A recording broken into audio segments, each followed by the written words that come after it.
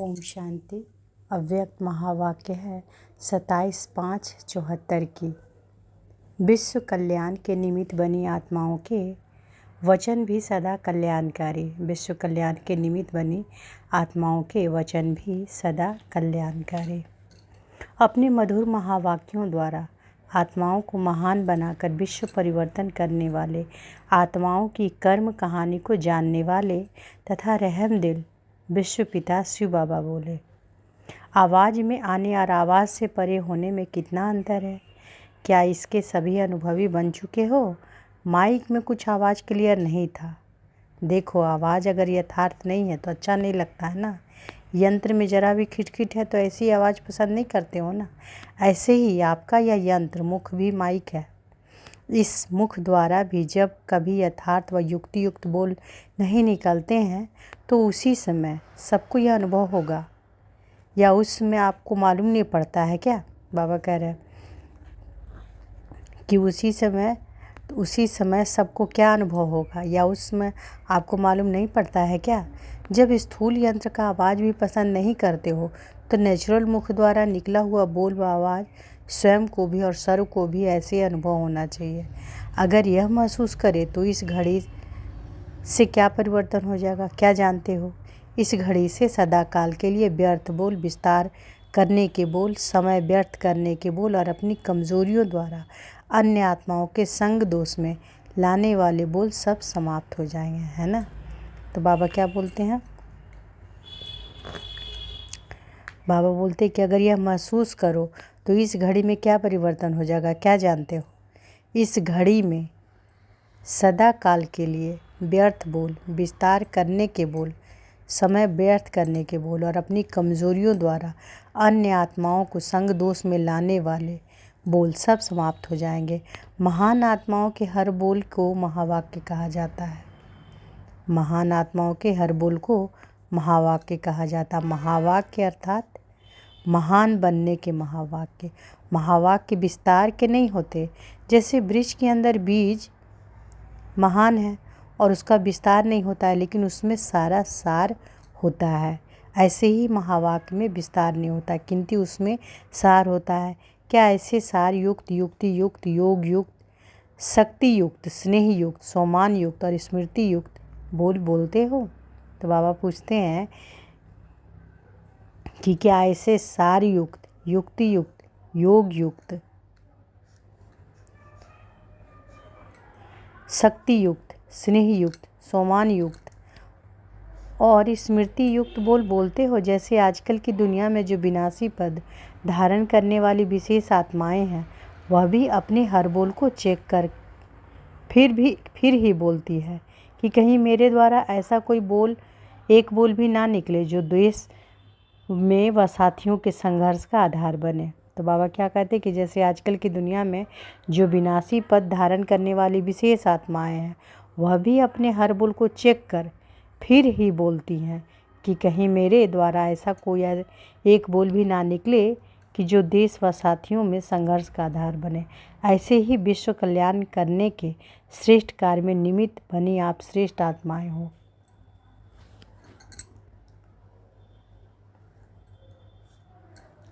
आपकी विश्व में विशेष स्थिति है।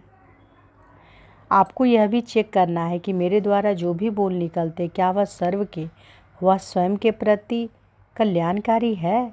व्यर्थ की तो बात ही छोड़ दो, लेकिन अभी की स्टेज के अनुसार ऐसा कोई भी शब्द मुख से नहीं निकलना चाहिए जिसमें कल्याण का कार्य समाया हुआ ना हो।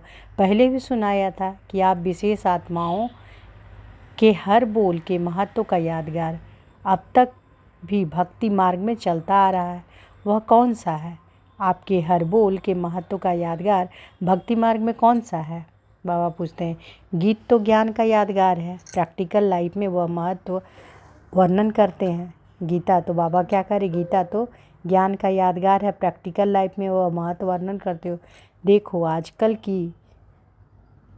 की भी जो महान आत्माएं हैं तो भक्त लोग उनके हर बोल के पीछे सत्यवचन महाराज कहते हैं, चाहे व्यर्थ हो और चाहे गपोड़ा भी लगता हो, फिर भी समझते हैं कि ये महान आत्माओं के बोल हो तो महत्व रखते हैं।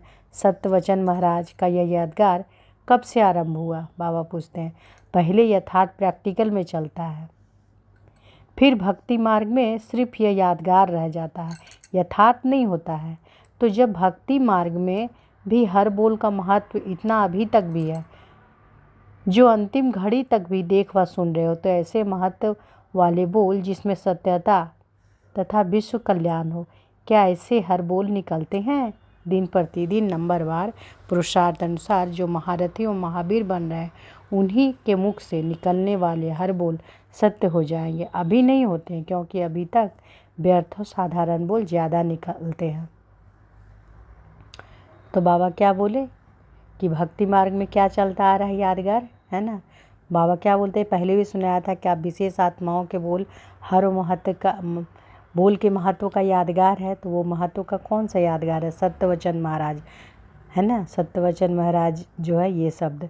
तो बाबा कहते हैं जब भक्ति मार्ग में भी हर बोल का महत्व इतना अभी तक भी है, जो अंतिम घड़ी तक भी देख व सुन रहे हो, तो ऐसे महत्व वाले बोल जिसमें सत्यता तथा विश्व का कल्याण हो, क्या ऐसे हर बोल निकलते हैं? दिन प्रतिदिन नंबरवार पुरुषार्थ अनुसार जो महारथी और महावीर बन रहे हैं, उन्हीं के मुख से निकलने वाले हर बोल सत्य हो जाएंगे। अभी नहीं होते हैं, क्योंकि अभी तक व्यर्थ और साधारण बोल ज़्यादा निकलते हैं।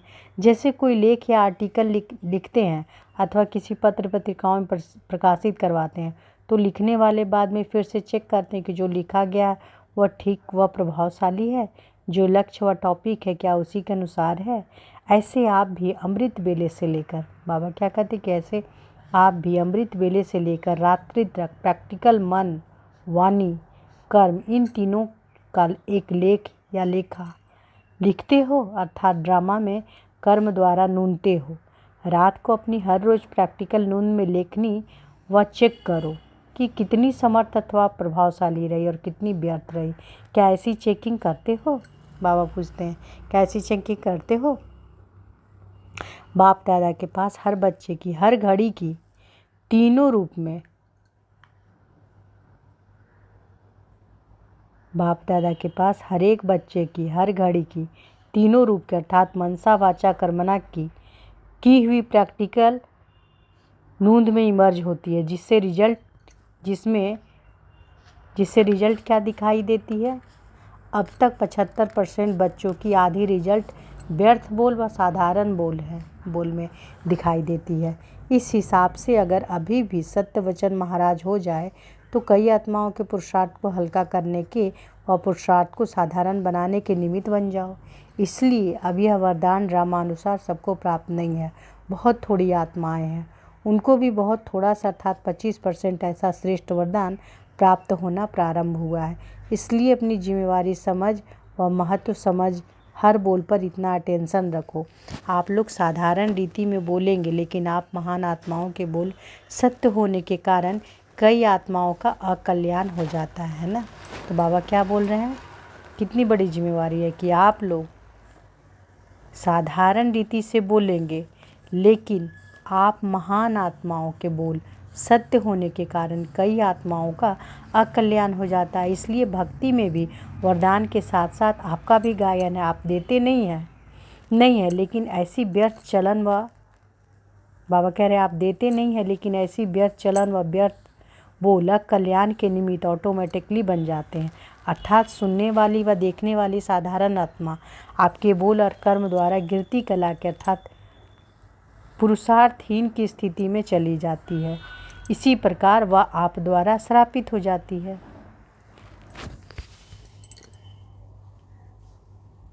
तो बाबा क्या कहते हैं कि ऐसी व्यर्थ चलन व व्यर्थ बोल कल्याण के निमित्त ऑटोमेटिकली बन जाते हैं। अर्थात सुनने वाले व देखने वाली साधारण आत्मा आपके बोल और आपके कर्म द्वारा गिरती कला के अर्थात पुरुषार्थहीन की स्थिति में चली जाती है।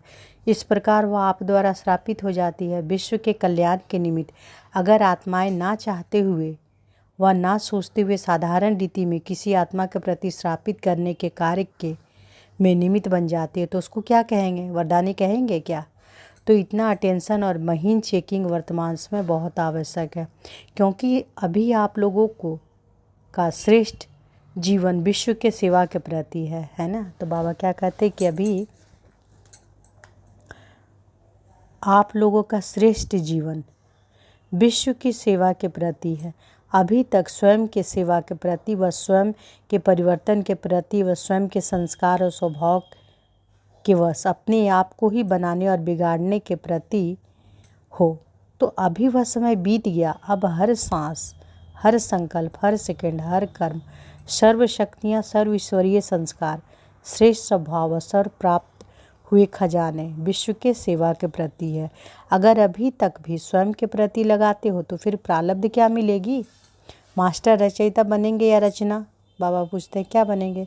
मास्टर रचयिता बनेंगे। रचना, रचना स्वयं के प्रति ही होती है, परंतु रचयिता रचना के प्रति होता है। जो अभी ही मास्टर रचयिता नहीं बनते तो वो भविष्य में भी विश्व के मालिक नहीं बनते। तो बाबा क्या करें कि जो अभी मास्टर रचयिता नहीं बनते वह भविष्य में भी विश्व के मालिक नहीं बनते। अब संपूर्ण स्थिति का स्टेज व संपूर्ण परिणाम, फाइनल रिजल्ट का समय नज़दीक आ रहा। रिजल्ट आउट बाप दादा मुख द्वारा नहीं करेंगे या कोई कागज़ व बोर्ड पर नंबर नहीं लिखेंगे, लेकिन रिजल्ट आउट कैसे होगी? आप स्वयं ही स्वयं अपनी योग्यता प्रमाण अपने अपने निश्चित नंबर के योग समझेंगे और सिद्ध करेंगे। ऑटोमेटिकली उनके मुख से स्वयं के प्रति फाइनल रिजल्ट के नंबर व सोचते हुए भी उनके मुख से सुनाई देंगे और चलन से दिखाई देंगे। अब तक तो रॉयल पुरुषार्थी की रॉयल भाषा चलती है, लेकिन थोड़े समय में रॉयल भाषा रियल हो जाएगी। जैसे कि कल पहले का गायन है, रॉयल पुरुषार्थी का कितना भी स्वयं को बनाने का पुरुषार्थ करे, लेकिन सत्यता रूपी दर्पण के आगे रॉयल भी रियल दिखाई देगा, है ना। कितना भी स्वयं को बनाने का पुरुषार्थ करें, लेकिन सत्यता रूपी दर्पण के आगे रॉयल भी रियल दिखाई देगा। तो आगे चलकर ऐसे सत्य बोल, सत्य वृत्ति, सत्य दृष्टि, सत्य वातावरण, सत्य वायुमंडल और सत्य का संगठन प्रसिद्ध दिखाई देगा, अर्थात ब्राह्मण परिवार एक शीश महल बन जाएगा। ऐसी फाइनल रिजल्ट ऑटोमेटिकली आउट होगी। अभी तो बड़े बड़े दाग भी छुपाने से छुप जाते हैं, क्योंकि अभी शीश महल नहीं बना है जो कि चारों ओर के दाग स्पष्ट दिखाई दे जावे। जब किनारा कर लेते तो दाग छिप जाता, अर्थात पाप दर्पण के आगे स्वयं को लाने के लिए किनारा पर छिप जाते हैं। छिपता नहीं है, लेकिन किनारा कर और छिपा हुआ समझ स्वयं को खुश कर लेते हैं। बाप भी बच्चों का कल्याणकारी बन अनजान बन जाते हैं, जैसे कि जानते ही नहीं। अगर बाप कह दे कि मैं जानता हूँ कि यह दाग इतने समय से व इस रूप से है, तो सुनाने वाले का क्या स्वरूप होगा? सुनना चाहते भी मुख बंद हो जाएगा, क्योंकि सुनाने की विधि रखी हुई है। जबकि बाबा कहते हैं कि बाप जबकि जानते भी हैं तो भी सुनते क्यों हैं? क्योंकि स्वयं द्वारा किए गए कर्म और संकल्प स्वयं वर्णन करेंगे तो भी महसूसता की सीढ़ी पर पांव रख सकेंगे। महसूस करना या अफसोस करना या माफ़ी लेना बात एक हो जाती है। महसूस करना या अफसोस करना या माफ़ी लेना बात एक हो जाती है। इसलिए सुनाने की अर्थात स्वयं को हल्का बनाने की या परिवर्तन करने की विधि बनाई गई है। इस विधि से पापों की वृद्धि कम हो जाती है। इसलिए अगर शीश महल बनने के बाद स्वयं को स्पष्ट देख के स्पष्ट किया तो रिजल्ट क्या होगी यह जानते हो? बाप दादा भी ड्रामा प्रमाण उन आत्माओं को स्पष्ट चैलेंज देंगे, तो फिर क्या कर सकेंगे? इसलिए जब महसूसता के आधार पर स्पष्ट हो, अर्थात बोझ से स्वयं को हल्का करो, तब ही डबल लाइट स्वरूप अर्थात फरिश्ता व आत्मिक स्थिति स्वरूप बन सकेंगे। अच्छा, रहम दिल बाप के रहम दिल बच्चे श्रेष्ठ और सदा स्पष्ट दर्पण रूप